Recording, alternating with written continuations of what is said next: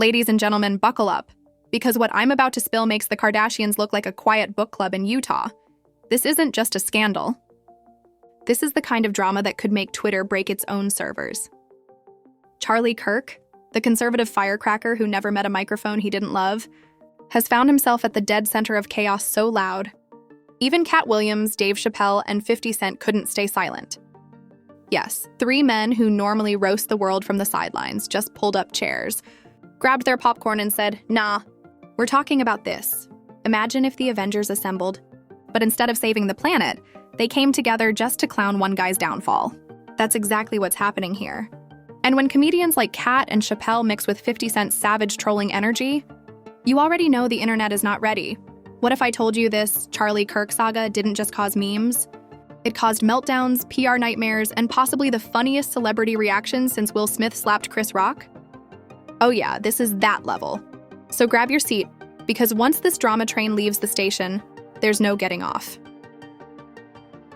Charlie Kirk, the man, the myth, the walking Facebook comment section in human form.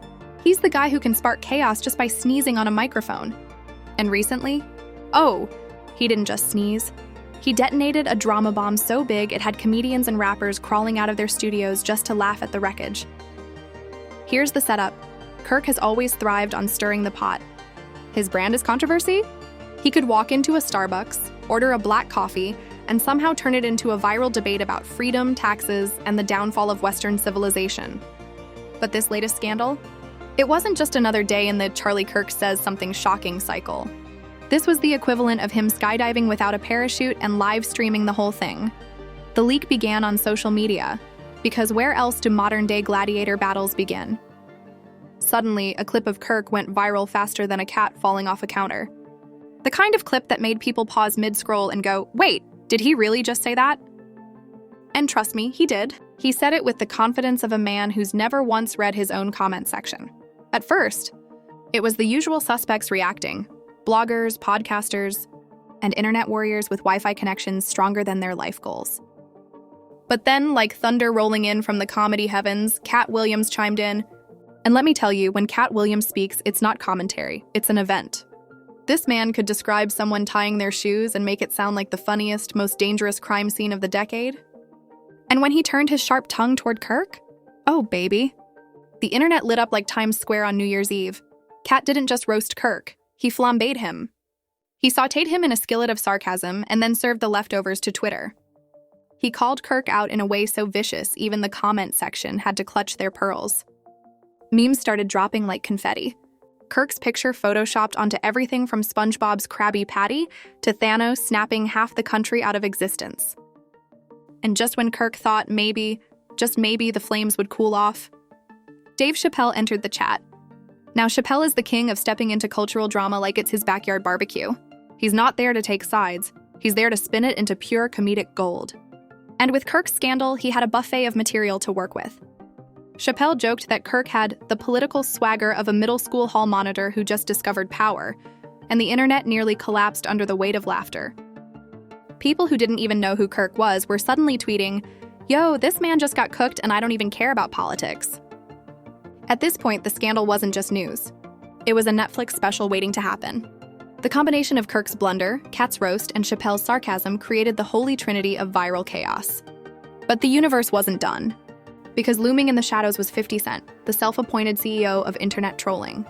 If the internet had a stock market, 50 Cent's investments would all be in other people's embarrassment. And when 50 Cent fired off his reaction, boom, instant viral explosion. He didn't just laugh at Kirk. He turned Kirk's entire situation into a punchline about clout, money, and failed flexes. Charlie out here trying to trend like me, but without the money, the hits, or the vitamin water deal. He wrote, and the internet howled. 50 basically reduced Kirk's political career to the equivalent of an off-brand soda nobody asked for. By now, the scandal had transcended politics. This wasn't a conservative versus liberal thing anymore. This was pure entertainment. Regular people who couldn't name a single policy Kirk ever supported were suddenly binge-watching clips, memes, and roasts like it was the new season of Stranger Things. TikTok edits popped up. Twitter Spaces turned into roast battles. Even Instagram aunties who normally just post Bible quotes were forwarding clips of Chappelle's joke to their family group chats. What made this scandal different wasn't just Kirk's initial blunder. It was the fact that three of the biggest cultural commentators of our time, a legendary comedian, a razor-sharp social critic, and the internet's favorite troll rapper, all decided to turn him into their new favorite chew toy. And Kirk, poor guy, didn't stand a chance. Every attempt he made to clap back only made it worse. Every statement felt like pouring gasoline on a fire while holding a lit match. He tried the usual strategy, doubling down. "They're just jealous," he tweeted, as if Katt Williams, Dave Chappelle, and 50 Cent have nothing better to do than envy him. The replies? A digital graveyard of memes, clown emojis, and people asking, jealous of what exactly? Your ability to trend for all the wrong reasons? Even brands started hopping in. Fast food chains known for their savage Twitter managers threw shade. One company tweeted, "At least when we flame our customers, they still come back." Can't say the same for Charlie. That tweet alone got more likes than anything Kirk has posted in the last year. The wildest part? This wasn't just an isolated internet moment. It turned into a cultural referendum. Suddenly, Kirk wasn't just that political guy. He was a meme, a cautionary tale, and a punchline rolled into one. His entire career became background music to one giant internet laugh track, and you could feel the tension mounting. Because when this many big names are piling onto one guy, it's not just about the joke anymore, it becomes a test. How much can Kirk take? Will he clap back harder, or will he fold under the weight of becoming the internet's chew toy? The drama wasn't cooling down. If anything, it was just warming up. If you thought the roast session had peaked, think again. Because the internet, my friends, is like an all-you-can-eat buffet of chaos. And the Kirk drama had just moved to the dessert bar. Just when the flames seemed like they couldn't get any hotter, the universe threw gasoline, kerosene, and whatever Elon Musk is cooking up at Tesla right onto the fire. The twist? Kirk tried to fight back.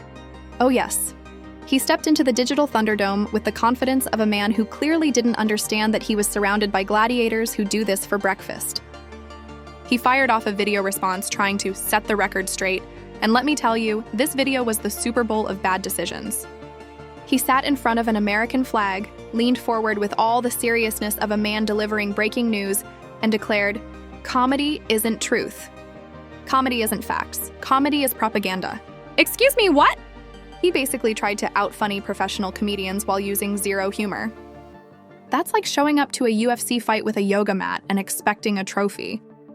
Within minutes, his clip was circulating faster than your aunt's good morning WhatsApp messages. And the reactions? Brutal doesn't even begin to describe it. Katt Williams clapped back again, live on stage. He told the audience, "If Charlie Kirk thinks comedy is propaganda, then I guess his hairline is fake news too." Boom. Standing ovation. The crowd lost their minds, and the internet replayed the clip like it was the new national anthem. Meanwhile, Chappelle? Oh, he took it a step further. He used Kirk's words in his own set, mocking the way Kirk tried to intellectualize humor. Chappelle joked, "This man really said comedy is propaganda. Bro, if that's true, then Kevin Hart is running a CIA operation at the BET Awards." The crowd howled. Clips of that bit spread across Twitter, TikTok, and Instagram reels like wildfire. And then, 50 Cent, because you know he wasn't done, dropped the ultimate bomb. He went on Instagram Live holding a stack of cash and said, "Charlie out here talking about propaganda while I'm still cashing vitamin water checks. Bro, your whole career couldn't buy me lunch at Nobu." Savage. Utterly savage. From there, the memes hit another level. People were putting Kirk's face on clown suits, editing him into the crying Jordan meme, and even remixing his speeches with autotune. One viral TikTok turned his rant about propaganda into a dance track, and kids in high schools were literally doing TikTok challenges to it. Imagine losing your entire political credibility because you accidentally dropped a club banger. That's the Kirk effect. Banger? That's the Kirk effect. The outrage also went mainstream. News anchors started covering the drama, which is hilarious when you think about it. Serious journalists in suits sitting behind a desk, trying to explain to the nation why Katt Williams just torched a politician's soul. It was the kind of segment that made you spit your coffee out. One anchor literally asked, "What even is Charlie Kirk's strategy here?" And the answer was obvious. There wasn't one. But the internet wasn't just laughing. People were furious too. Kirk's comments rubbed folks the wrong way across the spectrum. Comedians felt insulted, free speech advocates felt attacked, and regular people just hated being robbed of their memes by Kirk's endless whining. Hashtags exploded. Chach clowning Kirk, Chach comedy ain't propaganda, and my personal favorite, Chach Kirked up. The scandal had officially gone global. British tabloids jumped in, calling it the funniest political meltdown of the year. Australian morning shows covered it with that awkward smile anchors use when they're trying not to laugh. Even celebrities outside the comedy and rap world started chiming in. Snoop Dogg reposted one of the memes with the caption, "This man needs some weed for real." Cardi B tweeted, "Comedy propaganda? LMAO, sit down, Kirk." Within hours, her tweet had more engagement than Kirk's entire account. And just when you thought Kirk might disappear into the shadows, he doubled down again. This time, he tried to spin the situation into a war against conservatives. He ranted, "They're not laughing with you, they're laughing at you." No kidding, Sherlock. The problem was, his dramatic tone just made him look like Michael Scott from The Office, giving a motivational speech that nobody asked for. The internet erupted again, this time mocking his victim act. People clipped his speech over violin music. Some even edited in Titanic scenes where he's monologuing on the bow of the ship. "They're laughing at me," he said, as Celine Dion belted, "My heart will go on." Perfection, and let's not forget, every single misstep Kirk made only gave his critics more material. Chappelle and Katt kept adding fresh fire, and 50 Cent stayed lurking in the background, tossing out savage Instagram captions like they were dollar bills at a strip club. Here's the kicker. It wasn't just the internet laughing. Sponsors started backing away. Rumors spread that speaking gigs were quietly canceled. One university reportedly replaced him with a TikTok influencer for a campus event. Imagine losing a paycheck to someone who lip syncs into a ring light. That's humiliation you can't recover from overnight. Public perception shifted drastically. Kirk, once considered a sharp-tongued political agitator, was now reduced to meme fuel. His credibility wasn't just cracked. It was shattered, stomped on, and left in the corner of the internet like an abandoned Tamagotchi. People didn't take him seriously anymore. They didn't even debate him. They laughed. And for someone who thrives on being a firebrand, that's worse than losing an argument. It's losing the room entirely. And so, the scandal escalated into a cultural circus. Kirk wasn't just fighting critics. He was fighting the entire internet hive mind, which is undefeated. Once the memes take over, you're done. Ask Ja Rule after Fyre Festival. Ask the guy who said, "Hide you kids, hide you wife." Once the internet makes you its toy, you can't unring that bell. And here's the wildest twist. The more he fought back, the bigger the backlash grew. It became less about what he said originally and more about how pathetically he handled the fallout. This wasn't just a scandal anymore. This was a masterclass in how to tank your own reputation in real time. The storm was still brewing, and the real question wasn't whether Kirk would survive it. The question was, what kind of wreckage would be left once the dust settled? So here we are, folks. The dust is settling, the smoke is clearing, and what's left of Charlie Kirk's reputation looks like the set of a post-apocalyptic Netflix series nobody asked for. His once ironclad image as a conservative fire starter? Reduced to rubble, trampled under memes, and left rotting in the group chat archives of teenagers who now know him as that propaganda guy. The aftermath wasn't just embarrassing. It was career-altering. Kirk found himself in a position nobody in politics wants to be in, mocked, memed, and dismissed. And let's be real. Once the internet decides you're the punchline, you don't get to write your own story anymore. You become the headline everyone else writes. Sponsors ghosted him harder than Tinder dates. Those six-figure campus speeches? Evaporated. Organizations that once praised his sharp mind started quietly removing his face from promotional material, like scrubbing out an embarrassing tattoo. Universities that used to book him for events were suddenly replacing him with influencers who do mukbangs or prank videos. That's not just a downgrade, that's a demotion to the shadow realm of irrelevance. And the comedians? Oh, they weren't done. Katt Williams kept weaving Kirk into sets like a running gag, the way Kevin Hart does with his kids. Dave Chappelle dropped Kirk's name into another Netflix set, basically sealing his fate in comedy history as the guy who got roasted into oblivion. You know you're finished when comedians don't even consider you an enemy. You're just free material. Then came 50 Cent. Because if there's one man who will never let go of a beef, it's 50. Months later, he was still dropping sly digs at Kirk on Instagram. Screenshots of Kirk's face with captions like "man down" or "who TF mans is this?" kept showing up in his feed. Kirk had become a running joke in hip-hop culture, and that, ladies and gentlemen, is a coffin nail you can't pull out. The memes became generational. People were editing Kirk's rants into TikToks for months. High schoolers started using propaganda as slang for anything fake.